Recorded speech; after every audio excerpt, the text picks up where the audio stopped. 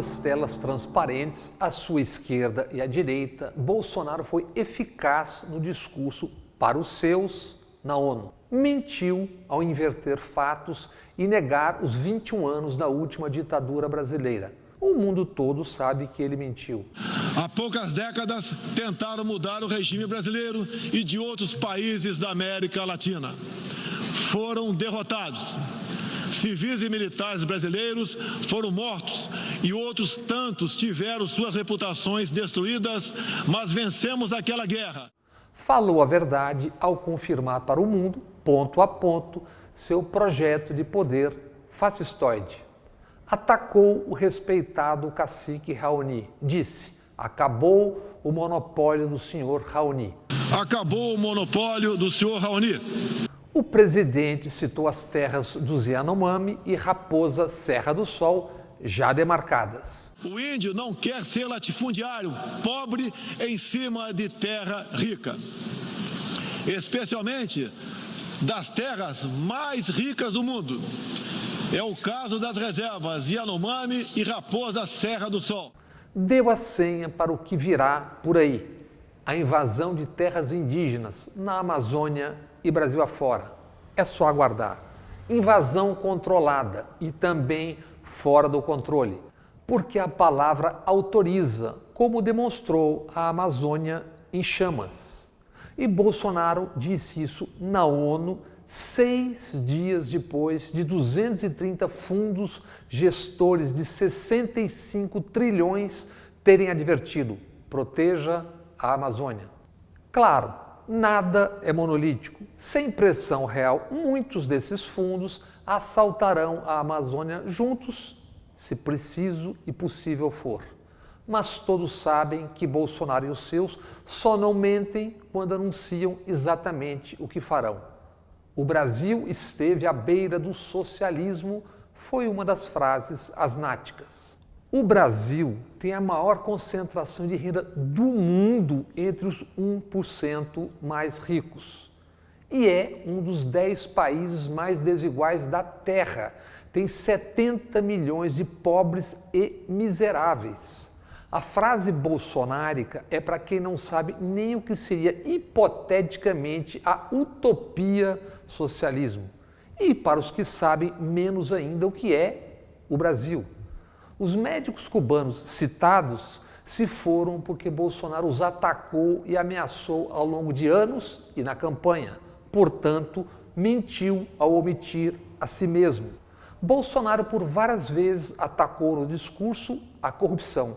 Talvez por conta de efeitos da mais recente anestesia, se esqueceu do esquecido Queiroz, do imenso laranjal do seu PSL, dos negócios imobiliários do senador Flávio, seu filho, ora investigado. Esqueceu como está desmontando pontes que permitam a investigação.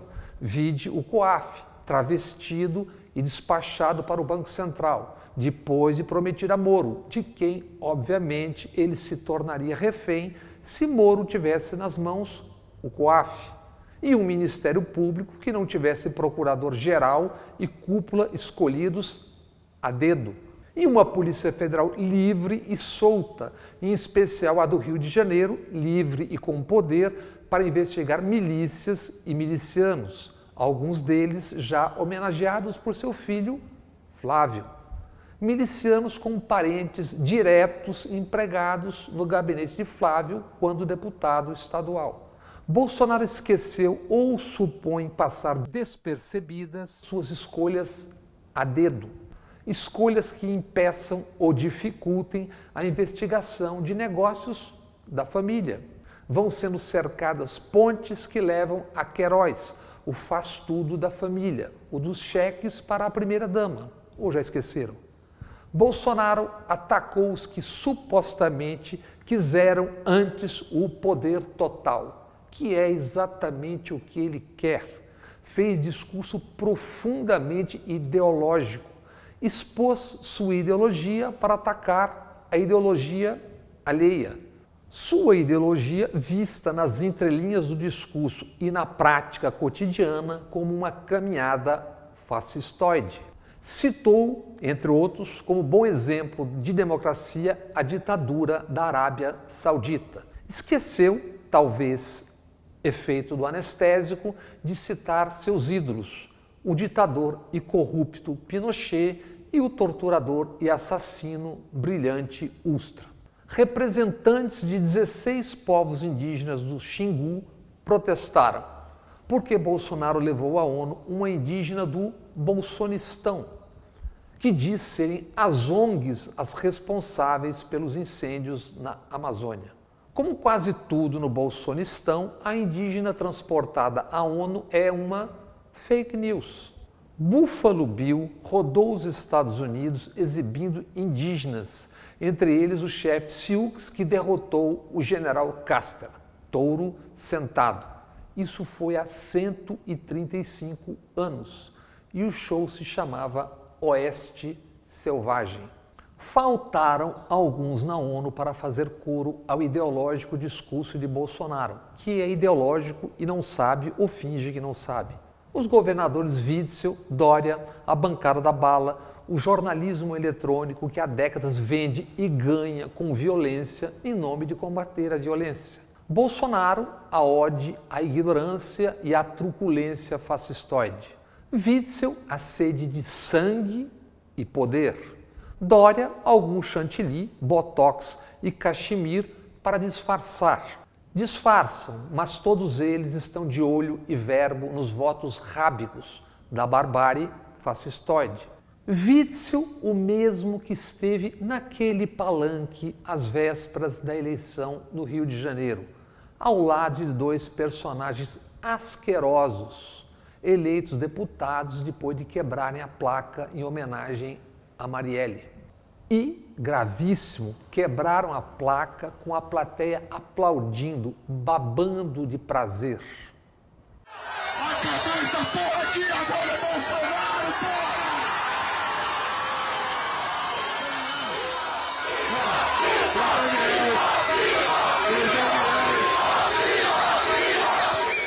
Ágata Vitória Salles Félix, 8 anos, foi a 5ª criança morta no Rio a tiro neste ano. 57 crianças assassinadas no Rio a tiros dessa mesma forma em 12 anos. E não foi por bala perdida, foi por bala endereçada. Endereçada por quem aperta o gatilho porque é responsável, mas governante que com a palavra autoriza a matança é tão responsável quanto, se não mais, porque detém o poder que autoriza e a palavra que atiça. Se fosse seu filho, se fosse sua filha. Esta não é só uma frase feita de ocasião, é um berro de dor de quem perdeu filho, neta, pai, mãe, irmão, amiga, amigo. É um alerta já desesperador diante da inércia, da complacência, da cumplicidade, da omissão, porque quem morre quase sempre são filhos pretos, pardos das periferias, filhos ou netos de quem nada ou quase nada tem além dos seus filhos ou netas, dos próximos que podem ser os próximos. Fosse alguém de um bairro ou gente de bem, bastaria uma Ágata, ou um Cauê Ribeiro, Cauã Rosário, Cauã Peixoto e Jennifer Silene, as outras 4 crianças neste ano assassinadas no Rio por tiros autorizados. Nas mesmas 24 horas, no mesmo Rio, 2 cabos da PM assassinados por bandidos no último fim de semana. Felipe Brasileiro e Leandro Oliveira, tão bárbaro quanto mortes de um não autorizam mortes de outros. Muito menos autorizam discursos doentios que buscam justificar tanta violência e barbárie. O governador Witzel, que há semanas comemorou de maneira indecente a morte de um desequilibrado sequestrador, agora de maneira indecente diz ser indecente usar caixão como palanque. O mesmo Witzel que horas antes do assassinato de Ágata anunciava o combate e caça nas comunidades. Em que estágio está essa doença psicossocial que leva a população a eleger tipos como estes? Diante da atenção do mundo, na ONU, onde Bolsonaro falou, crianças e jovens cobraram o Brasil, entre outros. Convidada pela ONU para a cúpula do clima, falou Paloma Costa, 27 anos. Paloma, estudante da UNB de Brasília, citou os incêndios na Amazônia e pregou: não precisamos de oração, precisamos de ação. Foi aplaudida por chefes de Estado, empresários e representantes da sociedade civil do mundo todo. I saw the whole world praying for our forests and our indigenous people fighting for survival. We don't need praying, we need acting. A sueca Greta Thunberg, 16 anos, foi diretíssima. Disse: nós estaremos de olho em vocês. Lendo sua mensagem, mas sem esconder a emoção e a indignação, a jovem sueca cobrou: estamos no começo de uma extinção em massa e tudo o que vocês têm a falar é sobre dinheiro e contos de fada sobre crescimento econômico eterno. Como vocês ousam?